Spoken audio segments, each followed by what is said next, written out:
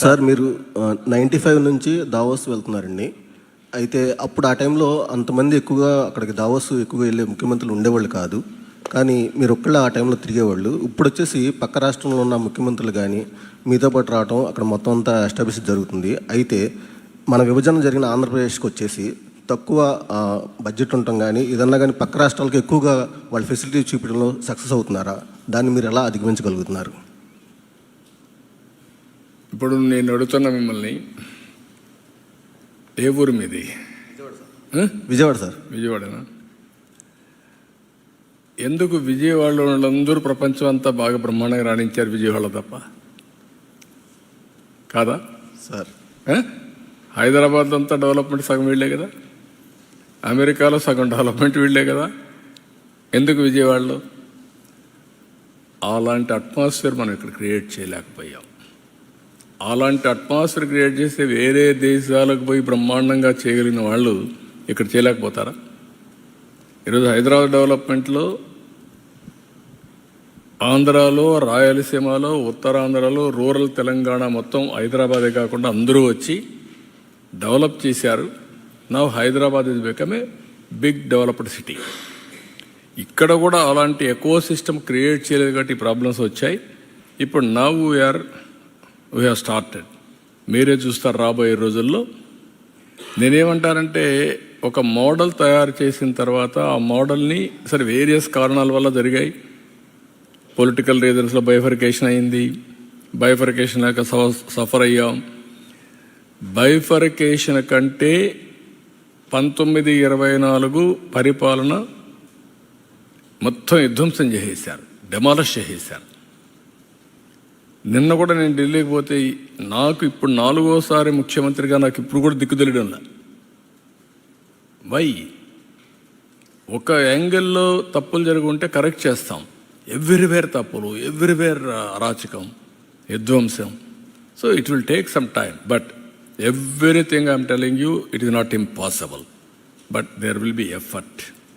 మళ్ళీ మనం పైకి తీసుకురావడం, మళ్ళా ఏదో ఒక ఇదయ్యి మళ్ళీ కిందికి పోవడం, వైకుంఠపాళెం మరి తయారు కాకూడదు. ఈసారి పైకి వెళ్ళాలి తప్ప మళ్ళీ కిందికి రాకూడదు. అదొకటే అందరూ గుర్తుపెట్టుకోవాల్సింది.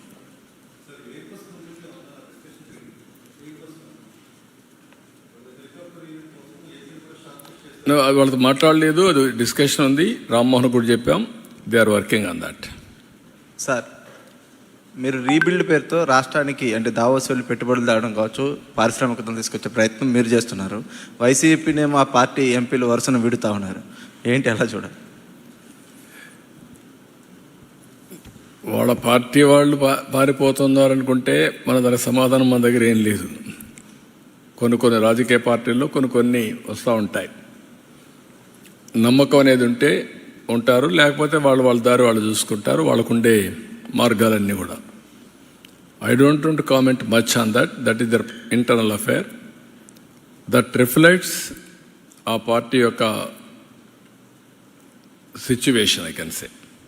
అంతవరకే. Beyond that I don't want to comment anything on that.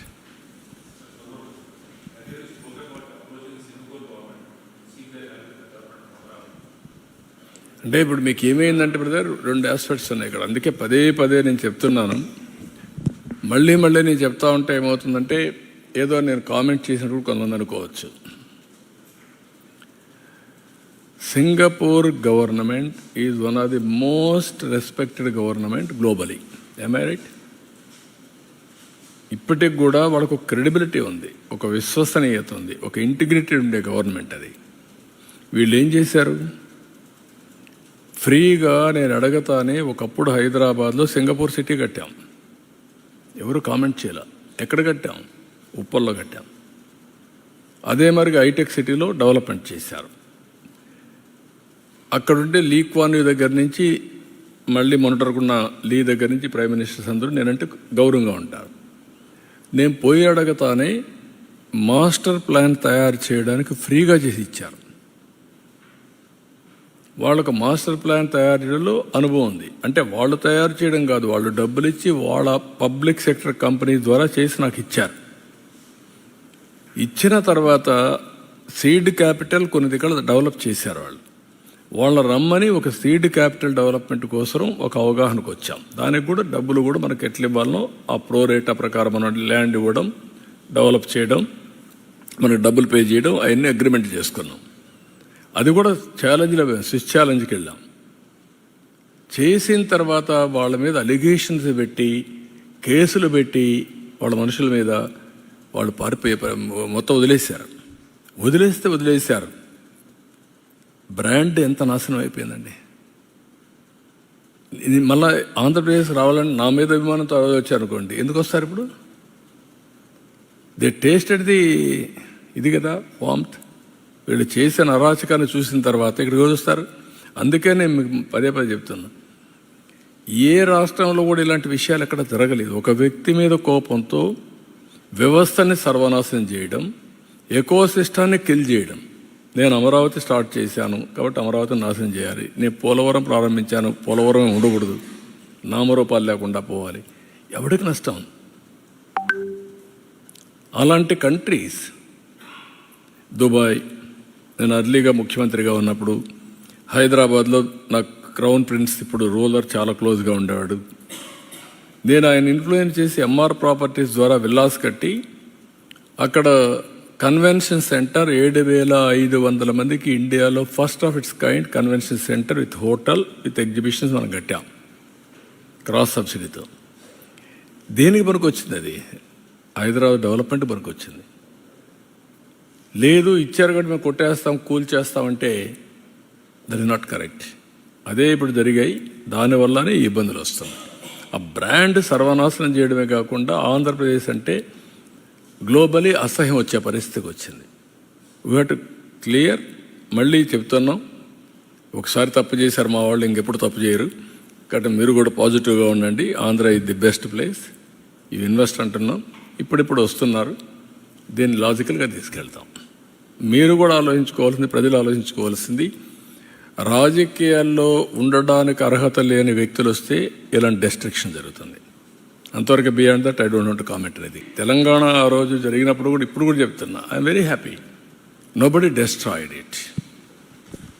People are enjoying the benefits out of it. Now it is our response to create one more model. Both models has to go together.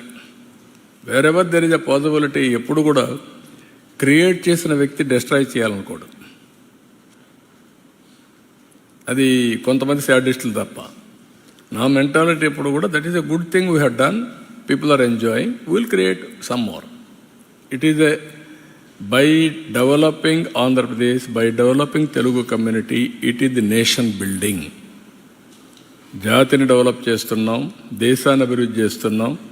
స్వాతంత్రం కోసం పోరాడిన, త్యాగం చేసినటువంటి వ్యక్తులకి మనం నివాళులర్పించే పరిస్థితి. That is where you have to do.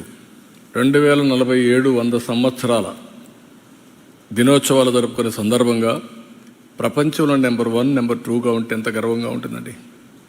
100 years మనం బానిసలం. కొన్ని రోజులు ఆ బానిసత్వం మనల్ని పట్టి వేటాడింది.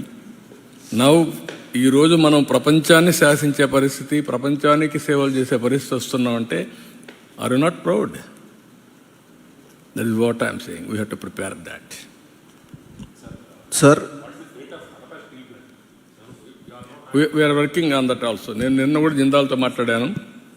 కొంతమంది ఇక్కడ కూర్చొని ఆ జిందాల గురించి ఏదో రాసుకుంటున్నారు. ఆ జిందాల్ వచ్చాడు, అతను మాట్లాడి రమ్మన్నాను. ఇవన్నీ డిస్కస్ చేస్తున్నాం. కడప స్టీల్ ప్లాంట్ కూడా అజెండాలో ఉంది. We are working on that. నేను అన్ని ప్రాంతాలని అభివృద్ధి చేయాలి, అందరికీ న్యాయం జరగాలని నా సిద్ధాంతం. Be clear. ఎవ్వడికి అన్యాయం జరగకూడదు. People are coming. It is not a big profitable. Even I have to discuss with Government of India for proper incentives. Then only people will come. Even we are prepared to give. There is a lot of future for shipbuilding. That also we are working.